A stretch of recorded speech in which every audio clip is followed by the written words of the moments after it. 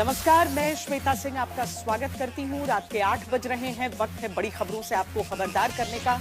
जहां आज जिस खबर से सबसे पहले हम आपको खबरदार करेंगे वो ये है कि नए वर्ल्ड ऑर्डर पर प्रधानमंत्री नरेंद्र मोदी की भविष्यवाणी कैसे सच साबित हुई है। प्रधानमंत्री पर दबाव से डील वाले राहुल गांधी के आरोप का सच क्या है। तीसरी खबर होगी, योगी आदित्यनाथ ने किसको दे दिया 24 घंटे का अल्टीमेटम। और आज की सन्न कर देने वाली खबर, चुनाव लड़ने के लिए बेटी को मार देने वाले से खबरदार। 27 अगस्त को ट्रंप ने भारत पर 50% टैरिफ लगाया था। 5 महीने बाद इसे घटाकर 18% कर दिया। सवाल यह है कि भारत पर टैरिफ घटाने के लिए डोनाल्ड ट्रंप मजबूर क्यों हुए। क्या इसकी वजह उन्हें लग रहे झटके पर झटके हैं? क्या इसकी वजह टैरिफ नीति से उनकी घटती साख है, या फिर भारत की डील जो ईयू के साथ हुई उसके बाद पिछड़ने, दुनिया में अकेले होते जाने का डर। वजह चाहे जो हो, लेकिन अमेरिका को अपनी शर्तों पर ट्रेड डील के लिए झुकाकर भारत नए ग्लोबल ऑर्डर के केंद्र में आ गया है। प्रधानमंत्री मोदी ने आज याद दिलाया कि उन्होंने 5 साल पहले कहा था वर्ल्ड ऑर्डर बदल रहा है और भारत उसमें सशक्त भूमिका में होगा। पीएम ने जो कहा वो आज होता दिख रहा है। इसे हमारे इस ग्राफिक से समझिए। भारत दुनिया के उन चुनिंदा देशों में शुमार है जो परमाणु हथियारों से लैस है। इसमें अमेरिका, रूस, चीन, फ्रांस, यूके शामिल हैं। इजराइल, पाकिस्तान और नॉर्थ कोरिया भी इस लिस्ट में है।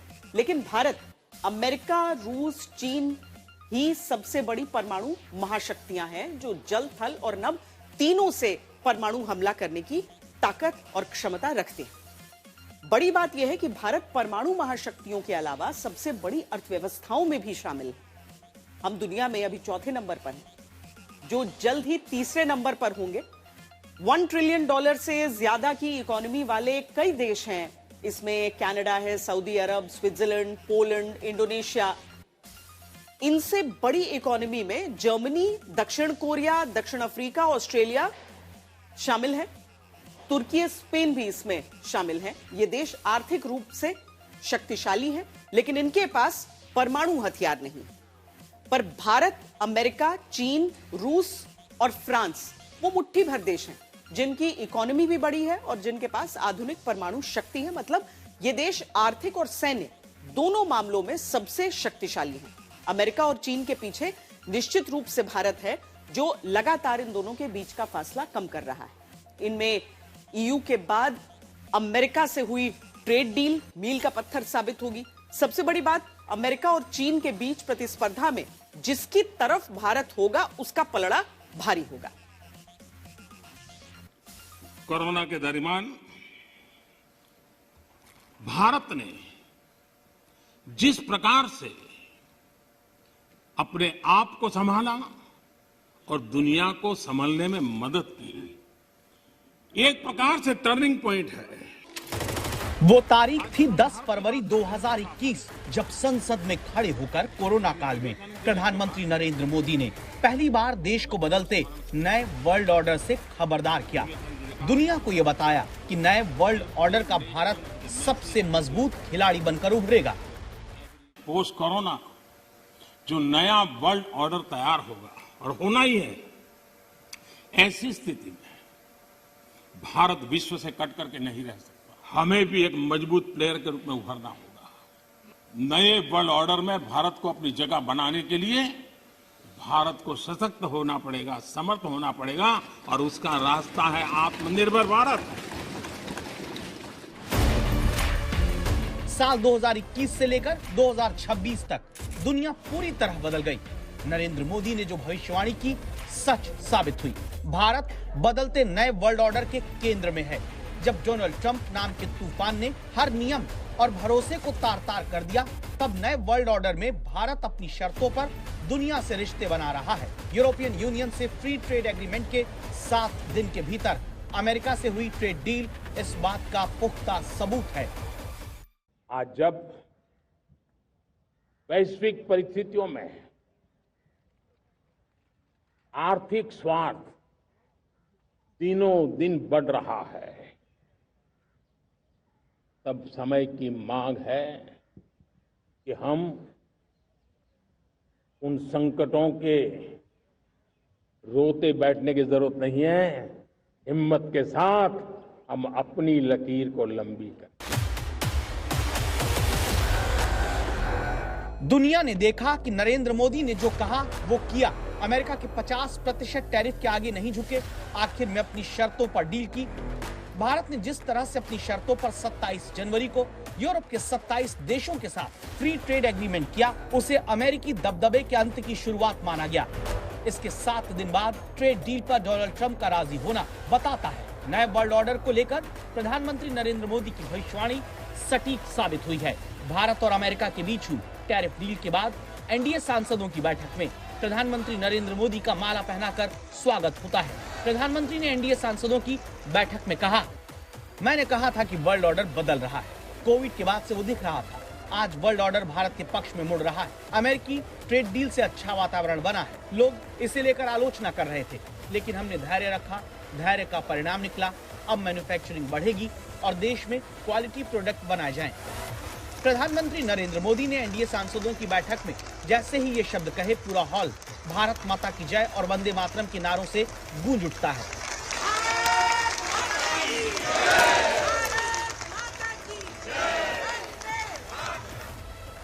क्योंकि भारत ने दुनिया को दिखा दिया, अमेरिका हो या फिर यूरोपियन यूनियन, कोई कितना भी शक्तिशाली क्यों ना हो, भारत को नहीं फंसा सकता। और मैं 25 साल के शासन के अनुभव से कह सकता हूं, अगर ये रास्ता हमने चुन लिया, हर किसी ने चुन लिया, तो फिर कोई स्वार्थ हमें अपनी चंगुल में नहीं फंसा सकता। जब दुनिया भर के देश डोनाल्ड ट्रंप को खुश करने के लिए अपने देशों के हितों से समझौता करते हुए अमेरिका से ट्रेड डील कर रहे थे, तब भारत अपने हितों पर अड़ा रहा। इसका नतीजा ये हुआ, एशिया के देशों में भारत सबसे कम टैरिफ पर डील करने में कामयाब हुआ। अमेरिका के साथ ट्रेड डील को हरी झंडी मिलने के बाद भारत के इतिहास में पहली बार दुनिया की आधी से ज्यादा जीडीपी के साथ उस व्यापार संधि से जुड़ गया जिनकी ग्लोबल ट्रेड में 1/3 से काफी अधिक हिस्सेदारी है। आज विश्व में व्यापार, टेक्नोलॉजी और क्रिटिकल मिनरल्स को वेपनाइज किया जा रहा है। हमें साथ मिलकर अपनी निर्भरताओं को डी रिस्क करने की आवश्यकता है। क्या हमारी बिजनेस कम्युनिटी मिलकर ईवीज, बैटरीज, चिप्स और एपीआईज में बाहरी निर्भरता घटा सकती है? क्या हम भरोसेमंद सप्लाई चेन का साझा विकल्प खड़ा कर सकते हैं? अमेरिका दुनिया की सबसे बड़ी अर्थव्यवस्था है, तो यूरोपियन यूनियन दूसरी बड़ी इकोनॉमी है, भारत चौथी सबसे बड़ी अर्थव्यवस्था। इस तरह से दुनिया की प्रभावशाली अर्थव्यवस्थाओं का एक बड़ा समूह अब भारत के साथ व्यापारिक रूप से मजबूती से जुड़ चुका है, जो नए वर्ल्ड ऑर्डर में भारत के प्रभाव को बढ़ाने में अहम भूमिका निभाएगा। पीएम ने आज एक्स पर पोस्ट किया, आत्मविश्वास वो शक्ति है जिसके बल पर सब कुछ संभव है। विकसित भारत के सपने को साकार करने में देशवासियों की यही शक्ति बहुत काम आने वाली है। इस शक्ति की झलक दुनिया ट्रंप के टैरिफ के खिलाफ भारत के अडिग रहने के रूप में देख चुकी है। इसने भारत की शान में इजाफा किया, दुनिया भर के देशों को प्रेरित किया कि अमेरिकी टैरिफ का मुकाबला कैसे किया जाए। भारत अपने किसानों के, पशुपालकों के और मछुआरे भाई बहनों के हितों के साथ कभी भी समझौता नहीं करेगा। किसानों के हितों पर नरेंद्र मोदी के अड़ने की वजह से डोनाल्ड ट्रंप ऐसा भड़के कि उन्होंने नाराज होकर भारत पर 50% तक टैरिफ लगाया था। अमेरिका चाहता था कि भारत अपना कृषि क्षेत्र खोले, उसे मांसाहारी दूध बेचने की इजाजत दे, लेकिन नरेंद्र मोदी नहीं माने, ट्रेड डील अटकी। हमारे लिए अपने किसानों का हित सर्वोच्च प्राथमिकता है। भारत अपने किसानों के, पशुपालकों के और मछुआरे भाई बहनों के हितों के साथ कभी भी समझौता नहीं करेगा। और मैं जानता हूं व्यक्तिगत रूप से मुझे बहुत बड़ी कीमत चुकानी पड़ेगी, लेकिन मैं इसके लिए तैयार हूं। अमेरिकी शर्तों को मानने से इनकार करने पर भारत को 50% टैरिफ झेलना पड़ा, तब भी भारत नहीं झुका। लेकिन अब जब ट्रेड डील हो गई, तब राहुल गांधी अमेरिकी ट्रेड डील में किसानों पर समझौते का दावा करते हैं। इस ट्रेड डील में आपकी मेहनत को, आपके खून पसीने को नरेंद्र मोदी जी ने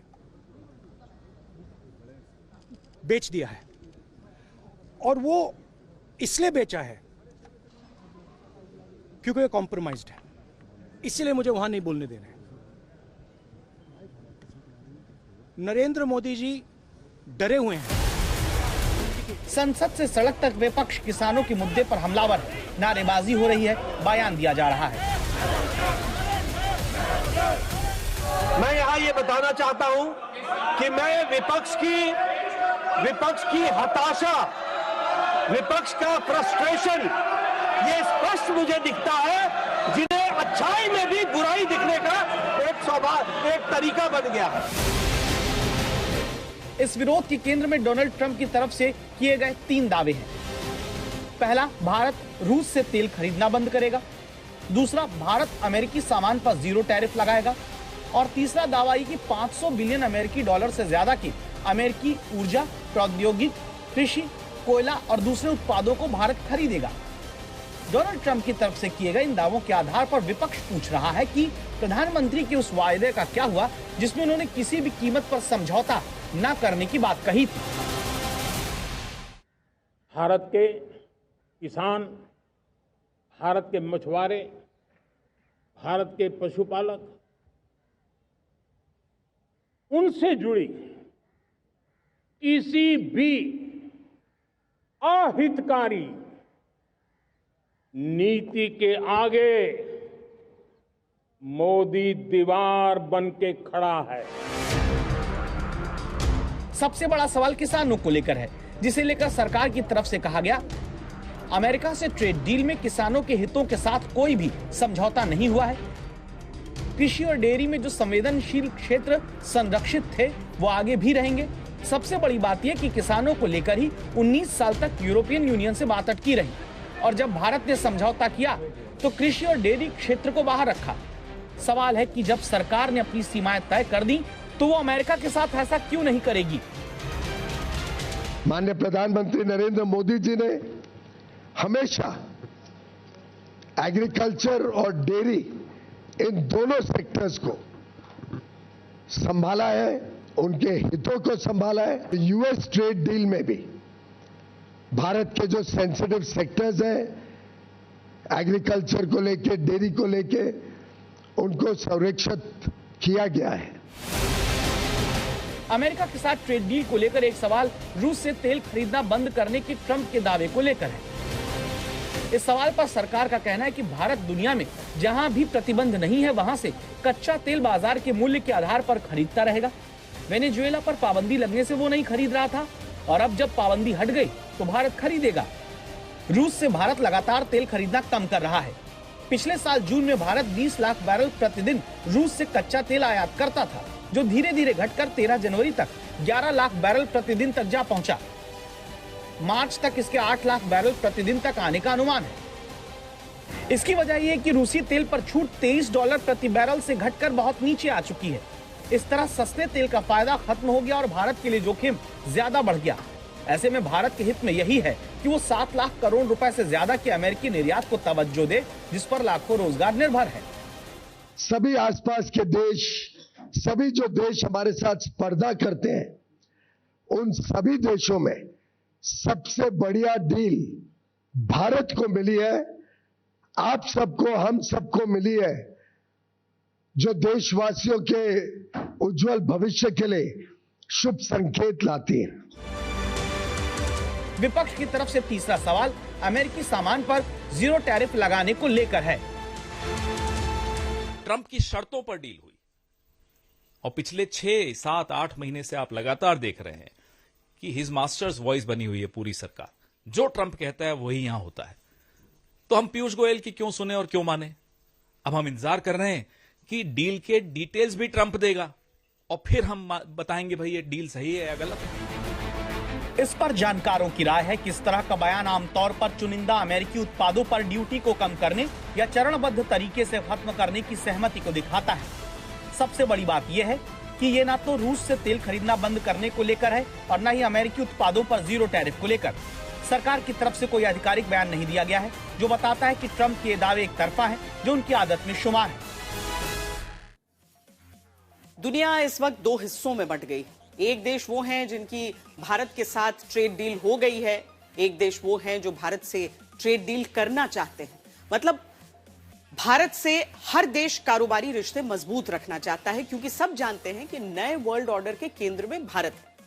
भारत की America, UK, Australia, New Zealand, Sri Lanka, Oman, रूस, जापान, यूएई, मॉरिशस और ईयू से ट्रेड डील हो चुकी है। अब वो भी देश दिखाते हैं आपको जिनसे या तो जल्द ट्रेड डील हो सकती है या फिर बातचीत चल रही है। इनमें है Canada, Peru, Chile, Argentina, Brazil, Uruguay, Paraguay और सऊदी अरब। जब ये सारी ट्रेड डील हो जाने से भारत के कारोबारियों के लिए नई संभावनाएं और नए बाजार मिलेंगे, भारत मजबूत होगा। सबसे बड़ी बात, किसी एक भी देश पर निर्भर नहीं रहेगा। भारत और अमेरिका के बीच लंबे समय से जिस ट्रेड डील का इंतजार था, उसके होते ही भारत के बाजारों ने चढ़कर अपनी खुशी जता दी। आज सेंसेक्स में 2000 से ज्यादा अंकों की तेजी रही। अमेरिका ने भारत पर टैरिफ 50% से घटाकर 18% किया। इसका फायदा कैसे होगा, इसे समझने के लिए सीधे हम कई सेक्टर के व्यापारियों और एक्सपर्ट्स के पास पहुंचे ताकि समझ सकें कि ट्रंप की तरफ से टैरिफ घटाने पर कितना असर अब पड़ेगा। बहुत बड़ा एक शेयर वन और द अदर वे जयपुर से डायरेक्ट इनडायरेक्ट वे में यूएस जाता था, जिसे हम इंडिया का 30% एक्सपोर्ट जो है जेमेंट ज्वेलरी इंडस्ट्री का, वो यूएस पे डिपेंड है। $9.95 बिलियन का जो एक्सपोर्ट था वो देखा जाए तो इस टैरिफ वॉर के कारण $3.86 बिलियन पे आ गया था, जो अपने आप में एक बहुत बड़ा डैमेज था। जब टैरिफ नहीं था तब हमारा अमेरिका के साथ एक्सपोर्ट $10 बिलियन का था। जब से टैरिफ लग गया थे तब से 5 से 6 बिलियन डॉलर का बिजनेस रह गया था। ये टैरिफ हटने के कारण अभी हम एक्सपेक्टेशन कर रहे हैं कि फिर से ये बिजनेस जो मेरा 10 बिलियन का था, शायद वही ट्रेड लाइन में हम आ जाएंगे। 95% जो यूनिट है राजस्थान में, वो 100% माल अपना 95% मतलब अमेरिका एक्सपोर्ट करती थी। और पिछले मतलब अगस्त सितंबर तो फिर भी ठीक चला, अक्टूबर, नवंबर, दिसंबर और जनवरी में तो हालत ऐसी पूरी हो गई कि 20% कैपेसिटी में हमारी फैक्ट्री चल रही थी। कल जो टैरिफ का डिसीजन आया है, सारे हमारे व्यापारी, फैक्ट्री वाले, लेबर, जितनी बैंक, सब लोग इतने खुश हैं। सुबह से इतने फोन आ रहे हैं, इतने लोग आ रहे हैं। मैं समझ रहा हूँ आने वाला टाइम इस इंडस्ट्री के लिए बहुत अच्छा रहेगा और बहुत बढ़िया रहेगा। और जो दूसरी हमारी इंडस्ट्री है उसमें यूएस की जो 17 कंट्रीज है उनको भी अभी हमारा एक्सपोर्ट हो जाने वाला है। और ये यूएसए की टैरिफ से भी घटने से वहाँ भी हमारा बहुत सारा एक्सपोर्ट बढ़ जाएगा। तो मेरे ख्याल से ऐसा है कि अभी ये इंडस्ट्रीज में बहुत अच्छी अपॉर्चुनिटी है एक्सपोर्ट करने की। अभी हमारे को टाइम से एक्सपोर्ट करना है, क्वालिटी एक्सपोर्ट करना है। टैरिफ लगने की वजह से बहुत से एक्सपोर्टरों ने जो अपने पाइपलाइन में ऑर्डर थे वो कैंसिल कर दिए थे, जिसकी वजह से मैन्युफैक्चररों ने कहीं स्टॉक कर रखे थे, कहीं कुछ सामान आया हुआ था और अपना प्लानिंग कर रखी थी, उस पर बहुत बड़ा इम्पैक्ट आया था। कहीं छोटे मैन्युफैक्चरर तो बंदी की कगार पर आने के हो गए थे क्योंकि उनके पास कंटिन्यूशन में ऑर्डर नहीं थे। जिस प्रकार लेदर इंडस्ट्री है, गारमेंट्स है, और इन इंडस्ट्री के लिए तो ये बहुत बड़ा इम्पैक्ट डालेगा और फार्मा इंडस्ट्री के मैन्युफैक्चर के लिए भी ये बहुत अच्छा कदम है। टैरिफ लगने के बाद से लगातार जो है बायर वहाँ दिक्कत में थे, उन्हें 50% टैरिफ पे करना पड़ रहा था, जिसकी वजह से वो हम लोगों से, सारे निर्यातकों से ह्यूज अमाउंट में डिस्काउंट मांग रहे थे, 10%, 12-15%। और चूंकि हम लोग माल बना के फंसे हुए थे इसलिए हमें डिस्काउंट दे के जो है अपना माल बेचना पड़ रहा था। इस टाइम अगर ये टैरिफ ना हटता तो चूंकि हम लोग इधर लगातार बाहर से बात कर रहे थे, बाहर के टच में थे, उनका यही कहना था कि अगर टैरिफ नहीं हटता है तो हम पाकिस्तान, अफगानिस्तान और टर्किश में अपना ऑर्डर कर देंगे और इंडिया का उतना ही ऑर्डर करेंगे जिससे कि उनका मेल बना रहे। तो ये बहुत सही समय पे बहुत अच्छा एक आया हुआ है। अप्रैल 25 में 25% का एडिशनल ड्यूटी लगी थी, उससे हमारा जो सालाना कारोबार 2000 करोड़ का होता है वो लगभग डैमेज होकर नील होने की कगार पे आ गया था, जिसको अगस्त 2025 में ड्यूटी एडिशनल बढ़ा के 50% कर दी गई, जो पिछले 6 महीनों में आज तक ऑलमोस्ट यूएस का एक्सपोर्ट हमारा नील हो गया था, तो वो 1000 करोड़ का डेंट जो है वो हमें लगता है कि रिकवर होगा। और इस एडिशनल 18% ड्यूटी लगने के बाद जो हमारे रीजन का लॉस हुआ था वो रिकवर होगा और हम इससे ग्रो करेंगे। डोनाल्ड ट्रंप ने टैरिफ में बड़ी कटौती करने से पहले इंडिया टुडे मैगजीन के कवर पेज को पोस्ट किया।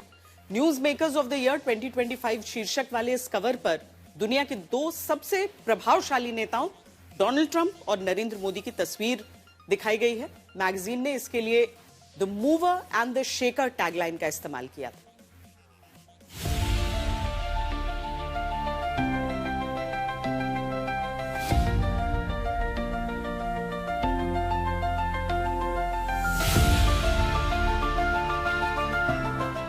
दुनिया की 2 बड़ी ताकतें, 2 बड़ी अर्थव्यवस्था, लोकतंत्र के 2 बड़े दिग्गज नेता जिन्हें इंडिया टुडे के 2026 के अंक में सुर्खियों का सरताज कहा गया, उसी मैगजीन के कवर पेज को अमेरिकी राष्ट्रपति डोनाल्ड ट्रंप ने सोशल ट्रूथ पर खुद पोस्ट किया। Obviously, I was delighted that he's noticed India Today and posted it at a time when the trade deal was just before to be announced as a signal. So it kind of, it was the 50th anniversary of India Today, and it's a great honor that he's done this. And we've always believed that good content gets noticed, and that's what we've done. India Today magazine के the mover and the shaker tagline ने सबका ध्यान खींचा। President just concluded a very successful phone call with Prime Minister Modi. Since I arrived in India a month ago, I have repeated many times that the President considers the Prime Minister a true friend. Modi के master stroke और Trump की नीति की झलक India Today magazine में दिखती है। The Newsmaker of the Year is normally, it's an annual event, and we normally put one person on it. But there was a debate in it that there were 2 people who were shaking up the world order, the country itself. So President Trump and Prime Minister Modi were considered to be the newsmakers. We thought either one or the other. Then we said, well, they're pretty intertwined with each other. And that's how we decided to put them together. We called one the mover, which is Prime Minister Modi, because of the Reform Express which he had and the kind of year which he's done, changing India. And President Trump, of course, changing the world order and also having something to do with India in terms of the trade deal, the buying of Russian oil. So all these are quite intertwined with each other.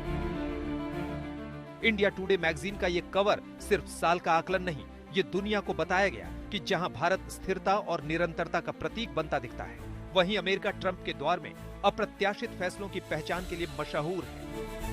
आज तक bureau. Trade deal तो America के साथ वापस पटरी पर आ चुकी है, लेकिन क्या जो रिश्तों में तनातनी आई वो वापस पटरी पर लौटेगी? इस सवाल का जवाब हमारे सहयोगी रोहित शर्मा ने अमेरिकी सांसदों से लिया। Deal gets us to a better place than where we are right now. But let's remember where we are right now is because President Trump levied these incredibly high tariffs on India and did not do so on others buying Russian oil. And in the end, really caused a really messy situation. And so, he's shown that the U.S., is unpredictable in a bad way. It's not to be trusted at all times. The 2 countries need to be together to, the aggression of China. The only way to stop the Chinese aggression is for India and United States, the 2 large democracies, the 2 large economic powers, to work together. And I'm beginning to see that happen after a lot of very erratic behavior from Mr. Trump. But now it looks like some meaningful agreement has been reached. Deal के बाद अब आपको संसद में चलते उस दंगल की खबर से खबरदार करते हैं, जहां 2 दिन के भीतर 4 बार राहुल गांधी के भाषण के शुरू होते ही हंगामा हो गया। दूसरे दिन भी लोकसभा में राहुल गांधी पूर्व सेना प्रमुख की उस किताब के हिस्से को लेकर सरकार को घेरने की कोशिश करते रहे, जो किताब छपी ही नहीं, जिसके तथ्य अपुष्ट कहे जा रहे हैं। राहुल गांधी बोल नहीं पाए। विपक्षी सांसदों ने कागज फाड़कर 2 बार फेंका तो कांग्रेस के 7 और लेफ्ट के 1 सांसद समेत 8 को निलंबित कर दिया गया। बाद में राहुल गांधी ने लोकसभा स्पीकर ओम बिरला को चिट्ठी लिखी, आरोप लगाया कि राष्ट्रीय सुरक्षा के मुद्दे पर नेता विपक्ष को बोलने ही नहीं दिया जा रहा।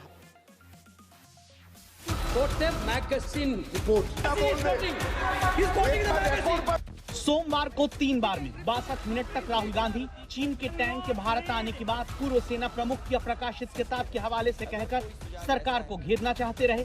रक्षा मंत्री, गृह मंत्री की आपत्ति और स्पीकर की तरफ से नियम का हवाला देने की वजह से बोल नहीं पाए। इसमें सब लिखा है। वो स्वयं कह रहे हैं कि पुस्तक प्रकाशित नहीं हुई, मगर प्रकाशित ही नहीं हुई। ऐसे प्रकाशित कोई भी किताब प्रकाशित, कोई भी मेल पर, कोई भी चीज पर चर्चा कैसे हो सकती है सदन में? सदन को गुमराह करने की कोशिश न करें और यहाँ अनावश्यक बातों का उल्लेख नहीं किया जाना चाहिए। राहुल,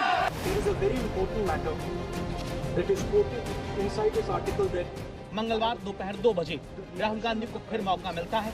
राहुल गांधी ने एक बार फिर पूर्व आर्मी चीफ की अनपब्लिश्ड किताब से जुड़े एक आर्टिकल को सदन में पेश करके बोलना चाहा। तो अब मैं चाहता हूं कि ये जो आर्टिकल है ये ऑथेंटिकेट किया जाए।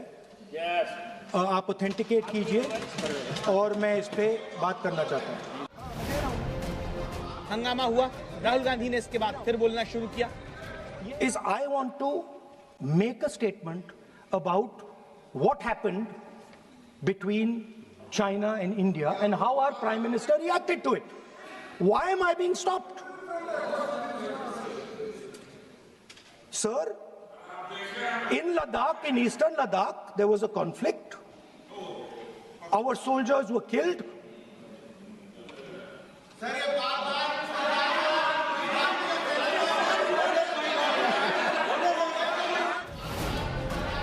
सत्ता पक्ष से आवाज आई, बार बार राहुल वही बोल रहे हैं।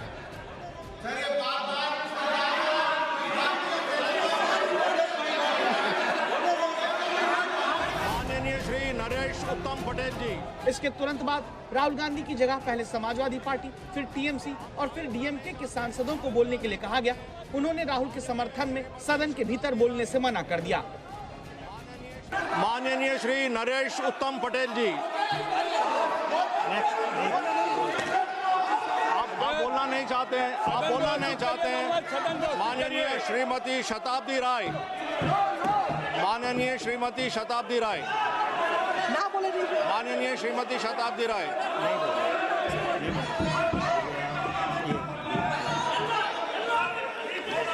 माननीय श्री डीएम खातिर आनंद, माननीय श्री डीएम खातिर आनंद। हंगामा और बढ़ा। विपक्षी सांसद नारेबाजी करते वेल में पहुंचे। स्पीकर के आसन पर पीठासीन कृष्णा प्रसाद तेनेटी की चेयर की तरफ विपक्षी सांसदों ने पेपर उछाला। सदन की कार्यवाही स्थगित की गई। इसके बाद पीठासीन दिलीप सैकिया ने 8 सांसदों को पूरे सत्र के लिए निलंबित कर दिया। विपक्ष की तरफ से फिर पेपर फाड़कर उछाला गया। आज 3742 के अधीन पर माननीय संसदीय कार्य मंत्री किरेन रिजिजू ने एक प्रस्ताव को मूव किया और उस प्रस्ताव के तहत आज 8 कांग्रेस सांसदों को हमने, उस समय मैं ही चेयर पे था और उस समय 8 सांसदों को हमने अगली इस पूरे सेशन समाप्ति तक उनको बहिष्कार किया है।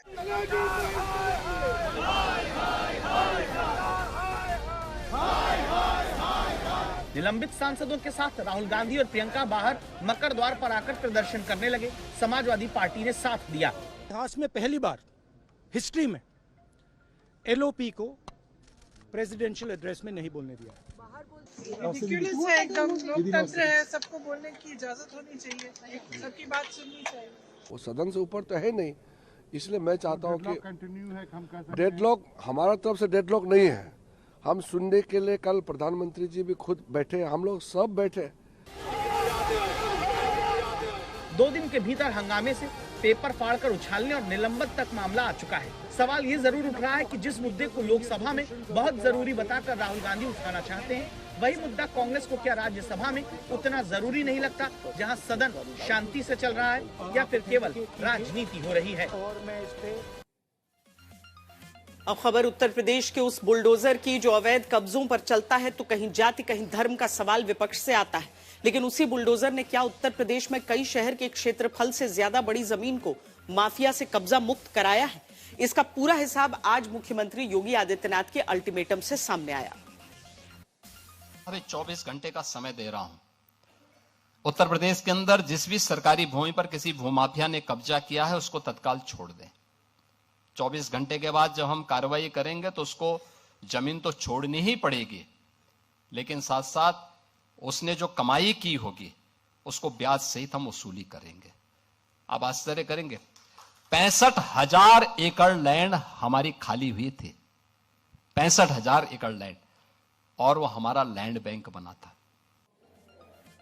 मुख्यमंत्री ने खुद कहा कि यूपी में 65,000 एकड़ जमीन माफिया के कब्जे से मुक्त कराई गई, जिसे अगर वर्ग किलोमीटर में बदलें तो ये 263 वर्ग किलोमीटर होती है।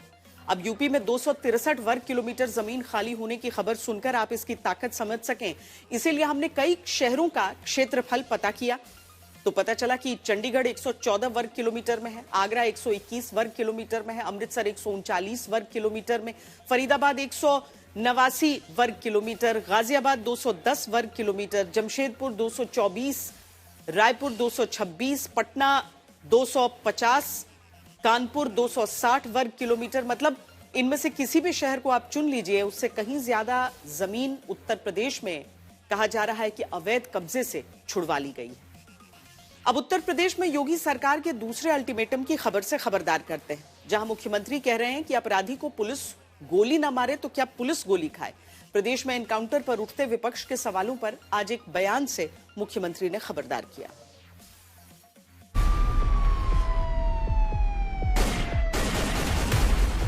सामने वाला व्यक्ति कानून से भयभीत नहीं है, फिर उसको कानून के दायरे में ला करके कानून की भाषा समझाना तो फिर तात्कालिक परिस्थिति हो जाती है।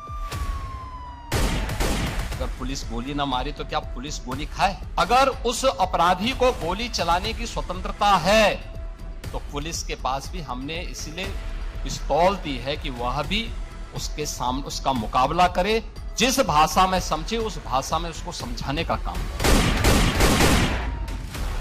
दिल्ली में कांस्टेबल को गोली मारकर पिस्तौल छीनकर भागने वाला उत्तर प्रदेश के फिरोजाबाद में यूपी पुलिस के हाथों गोली खाता है। बहुत बार लोग टिप्पणी करते हैं कि पुलिस ने गोली क्यों मार दी। अगर पुलिस गोली ना मारी तो क्या पुलिस गोली खाए? बरेली में कारोबारी साथी की हत्या करके पैसे हजम करने वाला पुलिस के हाथों एनकाउंटर में गोली खाकर पकड़ा जाता है। भाई, अगर सामने वाला व्यक्ति कानून से भयभीत नहीं है तो फिर उसको कानून के दायरे में ला करके कानून की भाषा समझाना तो फिर तात्कालिक परिस्थिति हो जाती है। झांसी में बदमाश और पुलिस में मुठभेड़ होती है। लूट के 5 लाख रुपए के साथ वो गुंडे पकड़े जाते हैं, जिन्हें एनकाउंटर में पुलिस लंगड़ा कर देती है। अगर उस अपराधी को गोली चलाने की स्वतंत्रता है तो पुलिस के पास भी हमने इसलिए पिस्तौल दी है कि वह भी उसके सामने उसका मुकाबला करे, उसका प्रशिक्षण इसी बात को लेकर के हो रखा है। अब आज की सबसे परेशान करने वाली खबर, महाराष्ट्र के नांदेड़ में सरपंच बनने के लिए एक पिता ने अपनी ही बेटी का कत्ल कर दिया। आरोपी पिता का नाम पांडुरंग कोंडमांगले है, जो महाराष्ट्र में जून महीने में होने वाले पंचायत चुनाव में सरपंच का उम्मीदवार बनना चाहता था, लेकिन महाराष्ट्र पंचायत राज कानून का एक नियम उसे बाधा लगने लगा, जिसके अनुसार 2 बच्चे वाला ही उम्मीदवार बन सकता है। पांडुरंग की एक बेटा और 2 जुड़वा बेटियां थी, इसलिए वो प्रत्याशी नहीं बन सकता था। ऐसे में उसने अपने दोस्त के साथ मिलकर साजिश रची। पहले उसने जुड़वा बेटियों में बड़ी बेटी 6 साल की प्राची को किसी को गोद देने का प्लान बनाया, लेकिन अड़चन ये थी कि इस बेटी का जन्म प्रमाण पत्र 6 साल पहले बन चुका था। इसके बाद पांडुरंग ने अपनी बेटी प्राची को गांव से कुछ किलोमीटर दूर तेलंगाना के निजामाबाद जिले की एक नहर में धकेल दिया। मामला जब पुलिस तक पहुंचा तो इस कातिल पिता ने शुरुआत में झूठ बोला, लेकिन आखिर में अपना जुर्म कबूल कर लिया। आखिर में आपको बता दें कि होली पर दिल्ली सरकार का बड़ा तोहफा है। गरीबों को दीपावली पर भी मुफ्त रसोई गैस सिलेंडर मिलेगा। भारतीय जनता पार्टी के मैनिफेस्टो में यह शामिल था। अभी के लिए इतना ही। देश और दुनिया की बाकी खबरों के लिए आप देखते रहिए आज तक।